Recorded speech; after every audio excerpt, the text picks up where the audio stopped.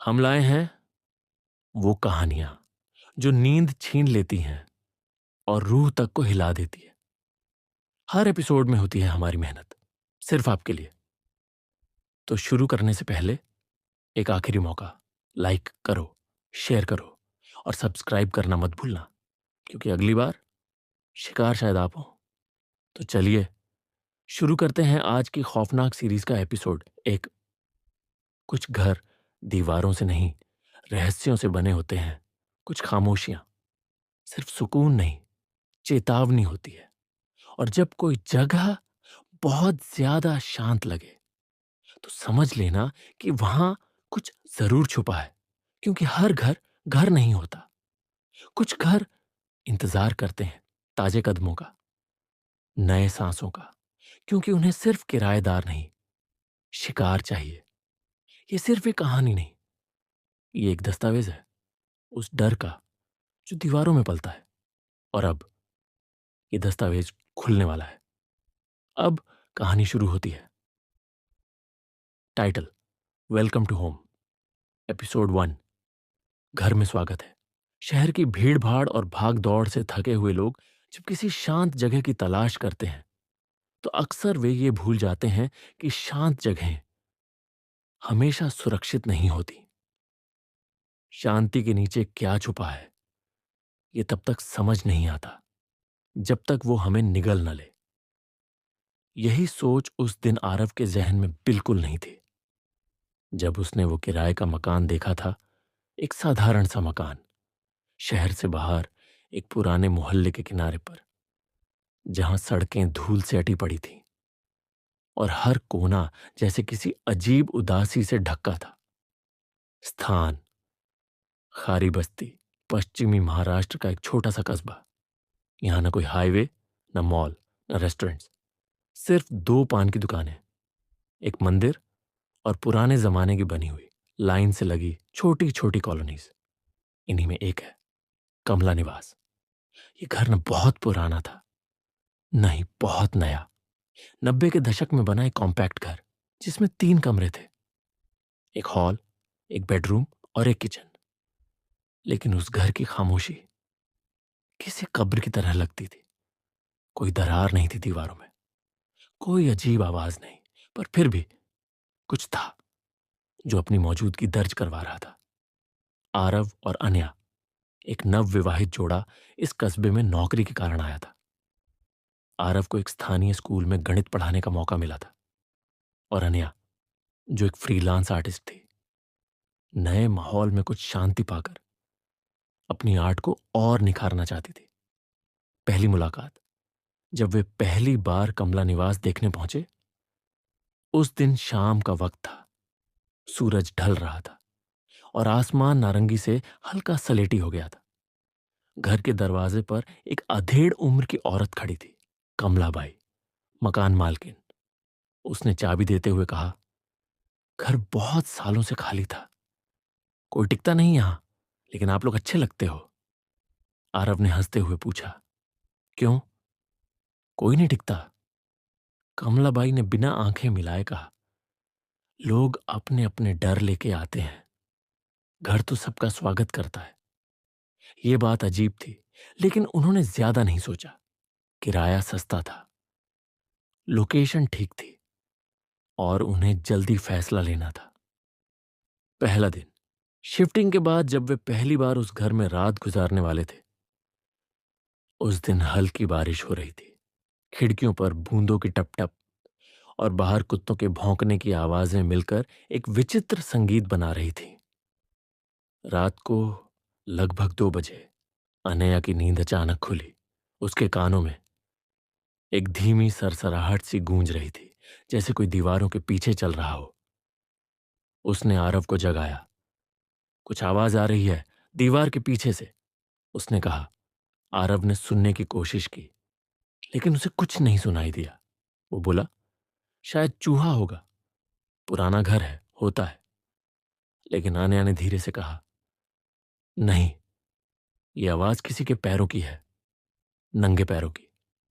तीसरा दिन, तीसरे दिन दोपहर में, जब आरव स्कूल में था और अनया घर पर अकेली, उसने स्केच बनाना शुरू किया। उसके हाथ अपने आप ही एक चेहरे की ओर जा रहे थे। एक लड़की का चेहरा। वो चेहरा उसने कभी देखा नहीं था, लेकिन उसकी आंखों में इतना डर और दर्द था कि अनया खुद सहम गई। जैसे ही उसने पेंसिल नीचे रखी, बिजली चली गई।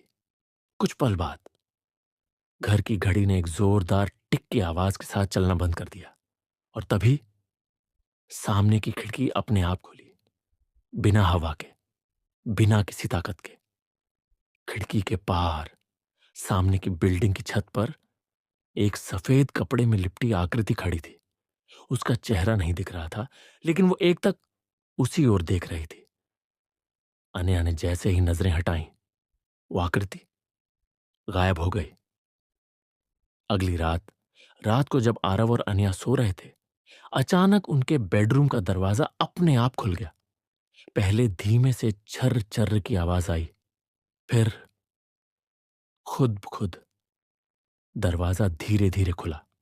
आरव ने उठकर दरवाजा बंद किया, लेकिन जैसे ही उसने लौटकर बिस्तर पकड़ा, खिड़की पर एक खरोंचने की आवाज आई, जैसे कोई अपने नाखूनों से कांच पर कुछ लिख रहा हो। आरव ने खिड़की खोली, बाहर देखा, कुछ नहीं। लेकिन फिर नीचे जमीन पर नजर गई। वहां मिट्टी में पांव के निशान थे, नंगे पांव, और वो निशान घर के भीतर जाते दिखाई दे रहे थे।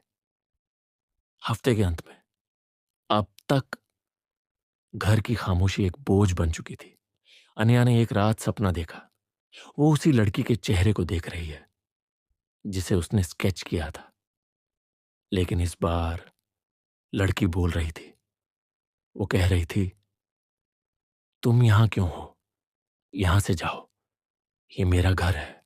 सुबह उठते ही अनया ने वो स्केच जलाने की कोशिश की, लेकिन कागज पर आग ही नहीं पकड़ रही थी। वो जितना माचिस लगाती, उतनी ही जल्दी आग बुझ जाती। उसी दिन दोपहर में आरव को स्कूल से लौटते हुए मोहल्ले के एक बुजुर्ग ने रोका। उसने पूछा, तुम कमला निवास में रह रहे हो? आरव ने कहा, हाँ। क्यों?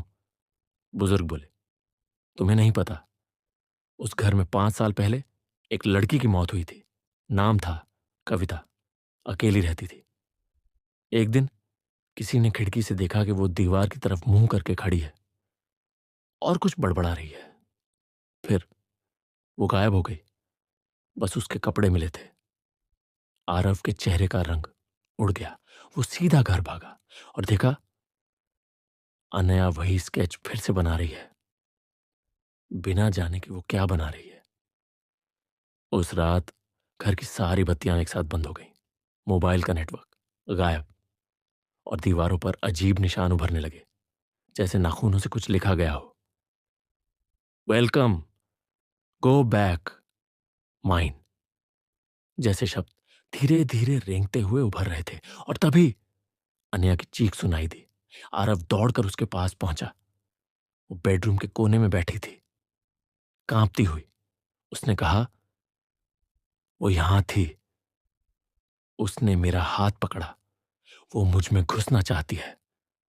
आरव ने उसे कसकर पकड़ लिया, लेकिन तभी बिस्तर अपने आप जोर से हिला और पीछे की दीवार पर कविता की तस्वीर अपने आप उभर आई। उसकी आंखों में अब डर नहीं था, बल्कि गुस्सा था। कैमरा धीरे धीरे ऊपर की ओर पैन करता है। मकान की छत पर वहां फिर वही आकृति खड़ी है, लेकिन अब वो मुस्कुरा रही है। उसके होंठ हिलते हैं और एक फुसफुसाहट सुनाई देती है, घर में स्वागत है। इसके बाद अचानक कमरे की लाइट फिर से बंद हो जाती है और घर की दीवारों पर एक और शब्द उभरता है, जो अब तक न तो देखा गया था और न ही सुना गया था। मैं लौटूंगी। आरव और अनया एक दूसरे को घबराए हुए देखते हैं, और अनया की आंखों में एक डर और अनजानी सी दहशत साफ दिखाई देती है। उनका सांस रुक सा जाता है। कैमरा धीरे धीरे वापस मकान की छत की ओर पैन करता है। वहीं अब उसी आकृति के पास एक और छाया खड़ी होती है, और वह आकृति अपने नाखूनों से दीवार पर कुछ लिखने लगती है। फ्रेम में आते हुए आखिरी शब्द, तुम दोनों को यहां से बाहर निकलने नहीं दूंगी। अचानक साइलेंस, फिर से वही डरावनी फुसफुसाहट, लेकिन इस बार तीव्रता के साथ, तुम दोनों को अपना घर नहीं मिलेगा। एपिसोड 2 में हम देखेंगे तुम ये तो समझ नहीं पाए थे, लेकिन ये घर तुमसे कुछ छिपा रहा है। कमला निवास की दीवारों में कुछ और है, एक पुरानी कहानी, एक राज और एक भयावह सच्चाई जो तुम्हें अपनी गिरफ्त में लेने के लिए बेताब है। अगले एपिसोड में तुम जानोगे कि कविता सिर्फ एक नाम नहीं था, बल्कि ये एक चेतावनी थी। लेकिन क्या तुम अब भी उस घर में रह पाओगे, या ये घर तुम्हें हमेशा के लिए निगल लेगा? क्या आरव और अनया को इस खौफनाक रहस्य का सामना करने का साहस होगा, या वे दोनों इसकी गिरफ्त में आ जाएंगे?